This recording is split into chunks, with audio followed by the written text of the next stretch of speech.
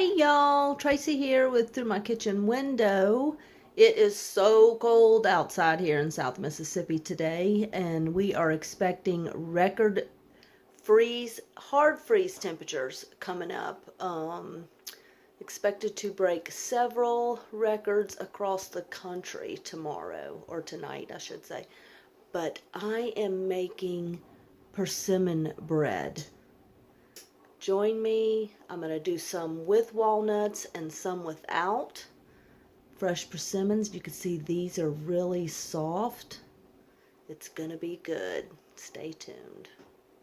Y'all check out my persimmons. So you can see this one is really soft. See how the indentation is very easily indented. These are still hard. They're going to sit for a little while longer. But I have 4 here that I'm going to use to make my persimmon bread. Beautiful persimmon.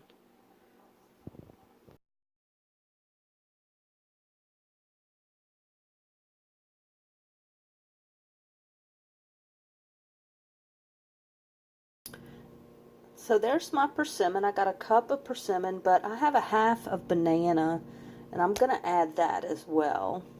Alright, you can see I just mashed the banana with a fork in there with the persimmon, and then I'm going to stir that all up together. And this time I'm going to do a little something different. I've put a little bit of coconut oil in here that I'm going to actually add with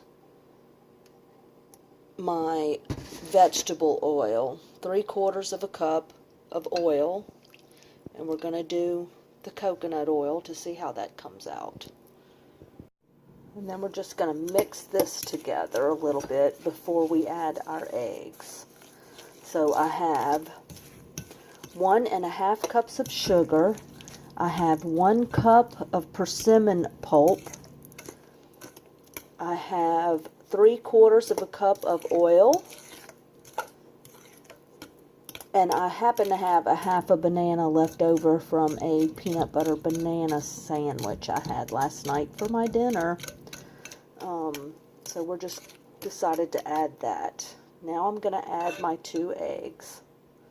And you always want to crack your eggs into a separate container to make sure that you have no shells.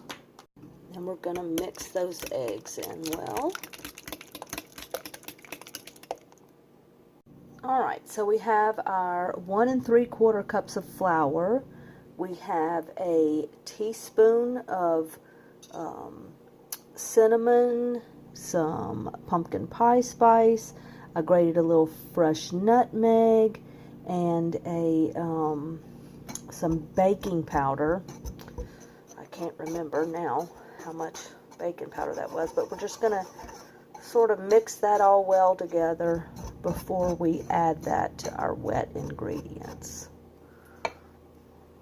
Alright, that was a teaspoon of baking powder. So I'm going to add about half of this, and then I'm going to mix it in. Okay, I have half mixed in. I'm going to add the other half and mix that in well.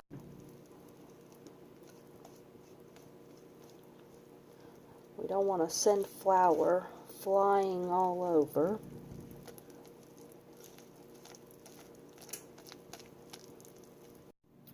And then we're going to add 1 cup of chopped walnuts to that. I was going to try to make 2 separate ones, but I think instead of doing this in a loaf pan, I'm going to put it in a bundt pan and see how it does that away.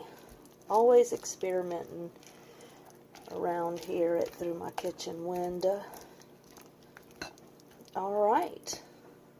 Okay, I've got my oven preheated to 350, and I'm just going to put this mix. Look at that persimmon in there. I'm going to put this mix in this bundt pan and bake it approximately an hour. We'll check on it. Look at the persimmon. Oh, it's so good. Alright, let me get this finished and in the oven. Alright, y'all, I have never used coconut oil as greaser, but that's what I've done because I'm out of my non-stick spray that I would normally use, and I'm hoping that I got it in there well enough. Look at the pieces of the persimmon, the walnuts, the spices. This is going to be good. We're putting this in a 350-degree oven. After about 50 minutes, I'm going to check for doneness. 1 hour in the oven. It smells incredible. That coconut oil with that persimmon and sugars and spices. Oh, it smells so wonderful. Can't wait to taste it.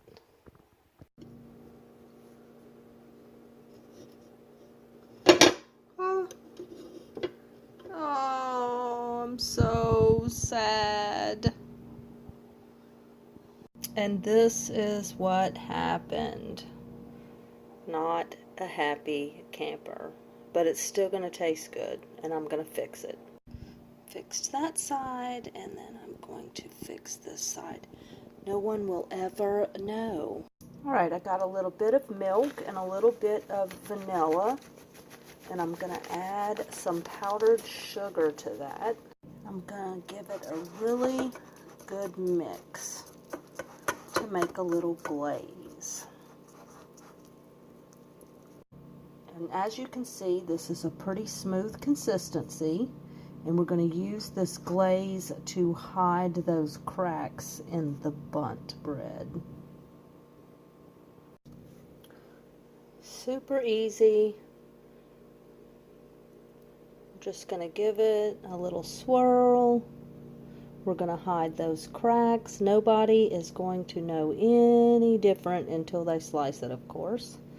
But by then it's not going to matter because it's just going to be so tasty.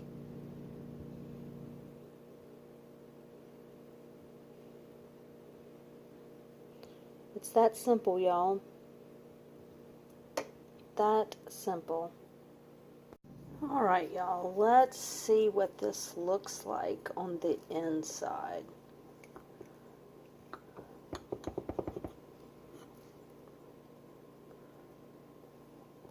We're just going to get a small piece out. See what it looks like. Here it is. Look at the persimmon pieces, the walnuts up top. That looks tasty. Y'all, it is soft and moist. Look at the pieces of persimmon. It's so soft. Y'all, I'm having a piece of my persimmon bread. It came out so moist, so soft, so flavorful. The exact right amount of seasoning and spices in it made it perfect. Y'all try it. Let me know how it comes out for y'all too. Through my kitchen window, we are having persimmon walnut bread. Thanks for watching. So good.